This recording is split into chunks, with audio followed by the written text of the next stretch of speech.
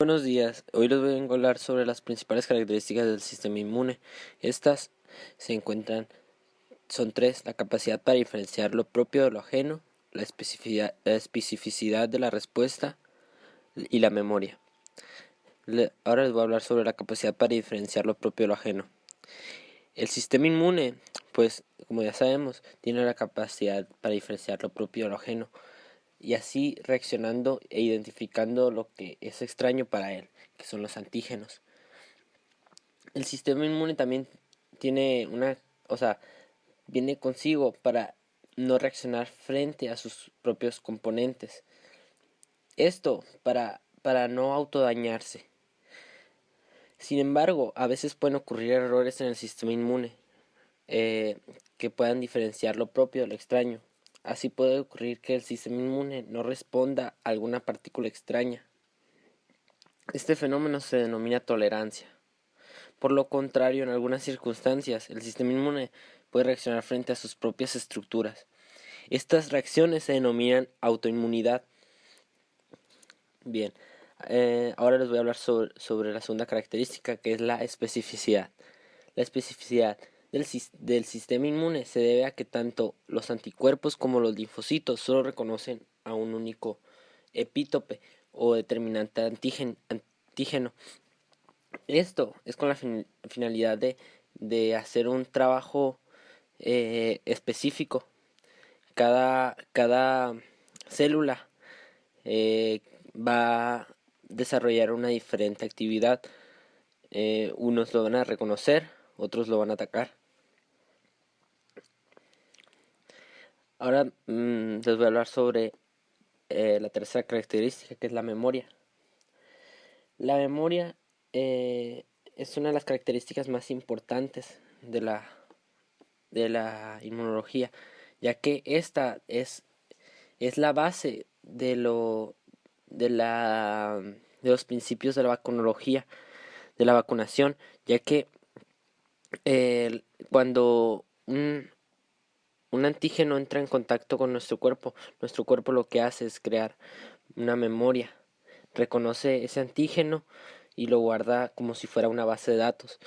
Entonces, en esa base de datos, cuando sea la respuesta de secundaria, se le llama, o sea, la siguiente respuesta, cuando se vuelva a estar en contacto con ese antígeno, lo que va a hacer es atacarlo directamente sin buscarlo, sin identificarlo. Solo esa memoria va a hacer que lo reconozca fácilmente. Se caracteriza que produce una respuesta primaria. La respuesta primaria es cuando el linfocito lo reconoce y lo capta. Después viene la respuesta secundaria, que es cuando ya no necesita reconocerlo, solo lo ataca.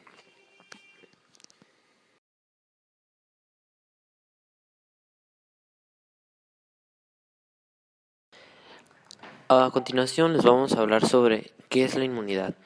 La inmunidad es la resistencia que tiene o adquiere un organismo para enfrentar enfermedades y quedar libre de ellas. Viene de la palabra inmune, que quiere decir libre o exento en algo. Esto es un sistema de defensa del mismo organismo para protegerse de agentes externos. Existen dos tipos de inmunidad: la inmunidad adaptiva y la inmunidad innata. La inmunidad innata o inespecífica es el sistema de defensas con el cual un ser humano nace y que lo protege contra todos los antígenos. Consiste en barreras que impiden que los materiales dañinos ingresen en el cuerpo. Estas barreras forman la primera línea de defensa en la respuesta inmunitaria. Entre sus características, protege al organismo contra todos los antígenos e impiden que los materiales no entren a nuestro organismo. Ejemplos de esta inmunidad pueden ser la tos, el estornudo, el vómito, entre otras. Ahora, a continuación, les voy a hablar sobre la inmunidad adaptiva, también llamada inmunidad adquirida. Es la inmunidad que se desarrolla con exposición a diversos antígenos. El sistema inmunitario de la persona construye una defensa contra ese antígeno en específico. Tiene la capacidad de reaccionar ante un gran número de sustancias extrañas al organismo. La inmunidad adquirida se divide en dos tipos: en la inmunidad activa y la inmunidad pasiva. La inmunidad activa surge en una respuesta a una infección o una vacunación. Esta inmunidad activa se divide en otros dos tipos, que es la natural, que ésta se produce por anticuerpos desarrollados en respuesta a una infección, pero hay otro tipo, que es la artificial, en la cual los anticuerpos se desarrollan en respuesta a una vacunación o a una inmunización. Es decir, te inyectan los antígenos, tú recibes los antígenos por medio artificiales. El otro tipo de inmunidad adquirida es la inmunidad pasiva, que surge después de recibir anticuerpos de otra persona o de otra parte. La inmunidad pasiva se divide en dos por igual manera, que es la natural. En este caso, los anticuerpos son recibidos de la madre. Por ejemplo, la leche materna o al estar el feto en la placenta. El otro tipo de inmunidad pasiva es la artificial, en la cual los anticuerpos recibidos de un medicamento son recibidos de un medicamento, por ejemplo, de una inyección o una infusión gamma globulina. Te inyectan los anticuerpos, o tú recibes los anticuerpos por medio de medicamentos, etc. Como una medicina.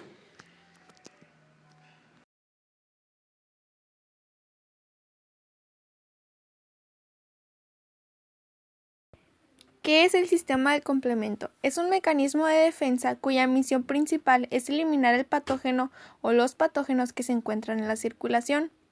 El sistema de complemento forma parte de una inmunidad innata, funcionando como uno de los principales mecanismos de defensa. Su principal misión es la eliminación de los patógenos. Es también un arma de doble filo, pues su ausencia puede ocasionar una susceptibilidad importante a infecciones, pero su activación en exceso también puede resultar muy dañina. Existen 3 vías de activación: la clásica, la alternativa y de las lectinas. Es muy importante que se diferencien cada una de ellas y sus funciones. Estas se diferencian tanto en el mecanismo desencadenante de la activación como en sus componentes iniciales. En general, los integrantes en este sistema se nombran con una C seguida de un número que indica el orden de participación en la cascada, por ejemplo, del 1 al 9. Las 3 vías tienen un acontecimiento común que consiste en la formación de la C3 convertasa, enzima capaz de convertir la C3 en C3b y C3a. La vía clásica se activa fundamentalmente por complejos antígeno-anticuerpo. Es un proceso muy espontáneo que ocurre continuamente en la circulación, el cual es controlado por el principal regulador de esta vía, el inhibidor de C1, una proteína que es altamente glicosilada que actúa como un inhibidor de distancias proteasas que pertenecen a los diferentes sistemas de activación. Por siguiente sigue la vía de las lectinas. Esta se activa por la presencia de ciertos azúcares como los mannanos, que aparecen en la superficie de las bacterias. Casi por último está la vía alternativa, la cual no necesita anticuerpos para activarse, por lo que es un mecanismo innato de defensa muy importante en los estadios iniciales de una infección. Después de todo este proceso de las activaciones de las vías clásicas, ya casi al final, hay un lugar clave que le da lugar a la lisis celular, que es la destrucción de la célula. Es un proceso en el que intervienen los componentes de la C5 hasta la C9. Esta fase final tiene como resultado la formación de grandes poros en la membrana, alterándose el equilibrio osmótico y destruyendo el agente patógeno o la célula afectada. Y ya de esta manera pues se protege el cuerpo y desaparece toda clase de patógeno que pueda dañar al organismo. Funciones del sistema complemento. Las principales funciones de este es la lisis de células, la respuesta inflamatoria, la opsonización, la neutralización de virus y la eliminación de complejos inmunes. En la lisis de células, el MAC puede lisar bacterias gram negativas, parásitos, virus encapsulados, eritrocitos y células nucleadas. En la respuesta inflamatoria, los pequeños fragmentos que resultan de la fragmentación de componentes del complemento C3A, C4A y C5A, llamados anafilotoxinas, son unidas a receptores en células cebadas y basófilos. La interacción induce su degranulación, liberando histamina y otras sustancias farmacológicamente activas, las cuales aumentan la permeabilidad y vasodilatación. Asimismo, la C3A, C5A y C5b67 inducen monocitos y neutrófilos a adherirse al endotelio para iniciar su extravasación. En la opsonización, la C3b es la opsonina principal del complemento. Los antígenos recubiertos con C3b se unen a receptores específicos en células fagocíticas y así la fagocitosis es facilitada. La neutralización de virus, En la neutralización de virus, la C3b induce la agregación de partículas virales formando una capa gruesa que bloquea la fijación de los virus a la célula hospedera. Este agregado puede ser fagocitado mediante la interacción de receptores del complemento y C3b en células fagocíticas. Por último, en la eliminación de complejos inmunes, los complejos pueden ser eliminados de la circulación si el complejo se une a un C3b. Estos complejos pueden ser el antígeno anticuerpo circulante. Los eritrocitos tienen receptores del complemento que interactúan con los complejos inmunes cubiertos por C3b, los cuales los lleva el hígado y el vaso para su destrucción. Características de los antígenos y anticuerpos. Todos los días, nuestro organismo está en contacto con miles de sustancias extrañas que pueden hacernos daño o provocar alteraciones, conduciendo a la aparición de una enfermedad. Es por esa razón que nuestro cuerpo posee toda una serie de barreras y mecanismos de defensa que nos protegen constantemente del ambiente externo e incluso de cualquier anormalidad que pueda darse en el interior de nuestro organismo. Es aquí donde entran los antígenos y anticuerpos. Primeramente, ¿qué son los antígenos? Un antígeno es una sustancia ajena al cuerpo que el sistema inmunológico reconoce como una amenaza. Los antígenos están compuestos por proteínas, péptidos y polisacáridos. Esto incluye partes de bacterias, de virus y otros microorganismos. Existen diferentes tipos de antígenos en el cuerpo humano. A partir de allí, su clasificación puede variar. Antígenos exógenos. Le llamamos de esta forma a aquel antígeno que ingresa al cuerpo desde el exterior. Esto puede ser a través de diferentes procesos biológicos como lo son inhalación, inyección o ingestión. Generalmente la respuesta del sistema inmune a los antígenos exógenos es subclínica. Cabe destacar que algunos antígenos inician como exógenos pero luego se vuelven endógenos. Antígenos endógenos. Estos antígenos suelen generarse dentro de las células. Son resultado del metabolismo celular normal o puede deberse a una infección bacteriana viral o intracelular. Una vez que los fragmentos se presentan en la superficie celular en el complejo con MHC de clase 1, las células T citotóxicas activadas pueden o no reconocer dichos fragmentos. Si en efecto son reconocidos, secretan varias toxinas que causan la lisis o apoptosis. Autoantígenos. Los autoantígenos son un complejo de proteína que puede ser también proteína normal y en otras ocasiones ADN o ARN. Es reconocido por el sistema inmune de aquellos pacientes que están padeciendo una enfermedad autoinmune específica.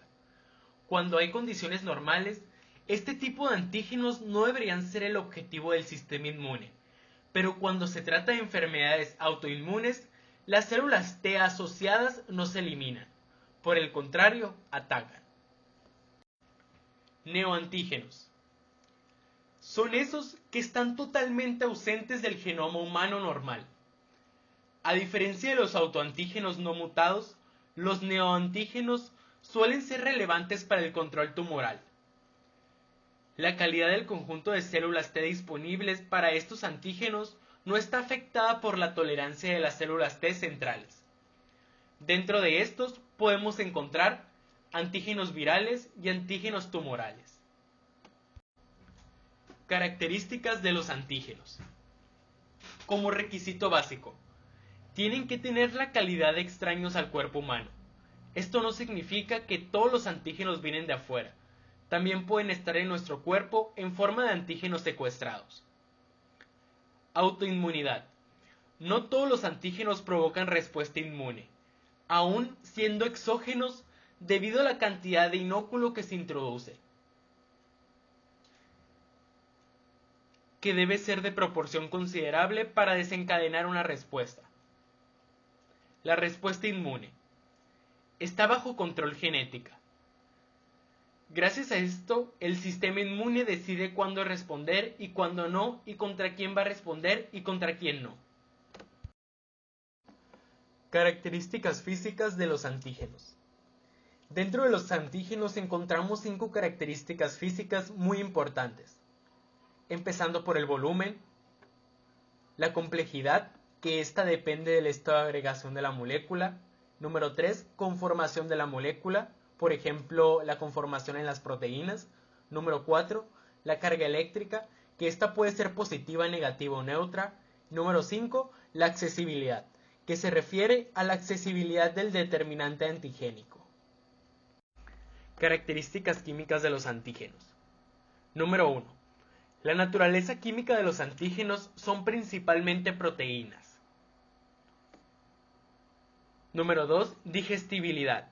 En ocasiones, las estructuras son demasiado complejas a tal grado que necesitan ser digeridas para interactuar con los linfocitos T. Número 3. Factores relacionados con el huésped. Dentro de estos factores se encuentran la constitución de la persona, la edad, nutrición, el ambiente en el que se encuentra la persona. ¿Qué es un anticuerpo?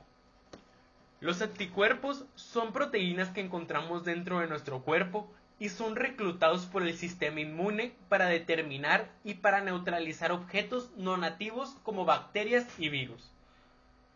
Constituyen glucoproteínas plasmáticas globulares llamadas inmunoglobulinas.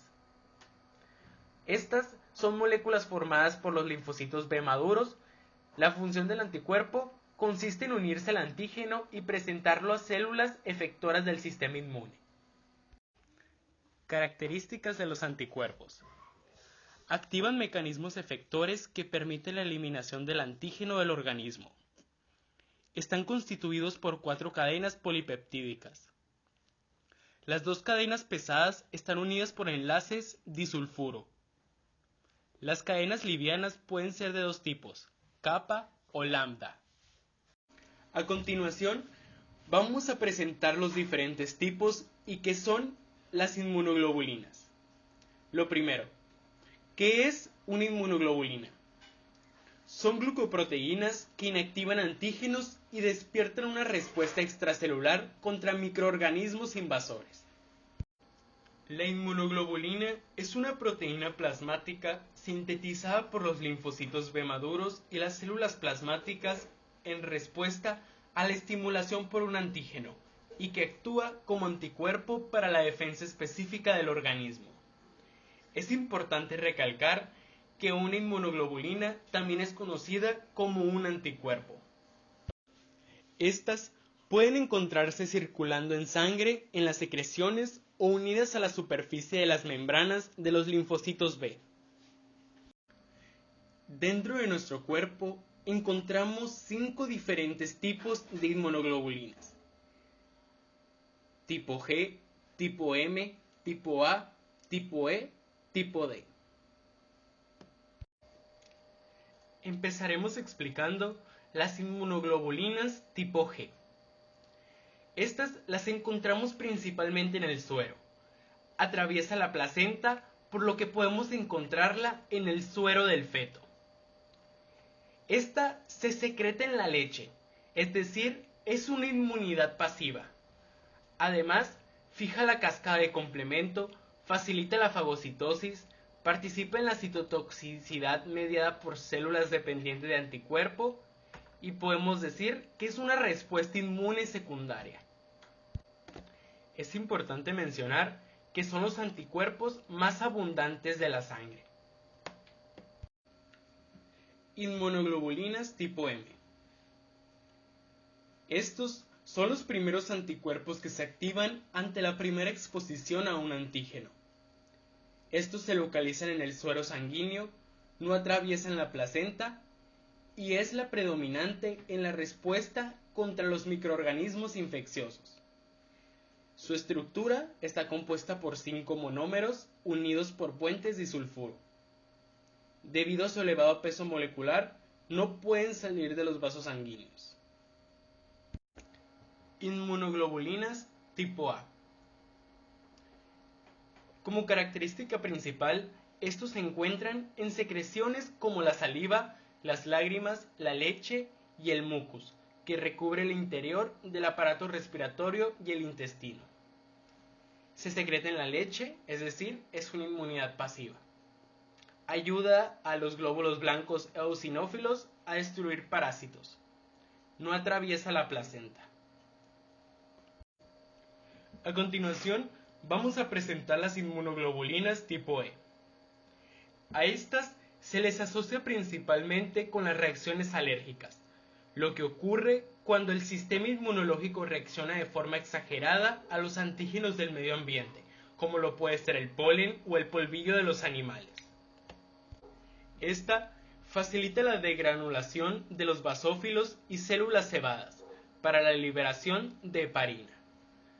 Actúan en la inmunidad activa, frente a parásitos y en fenómenos alérgicos. Por último, vamos a explicar las inmunoglobulinas tipo D.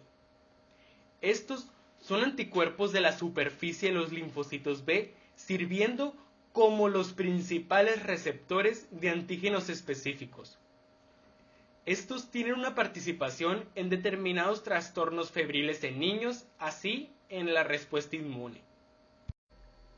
Como dato curioso, tenemos que la inmunoglobulina tipo D existe en pequeñas cantidades en la sangre y es el anticuerpo del que menos conocimiento se tiene. ¿Qué es un trasplante?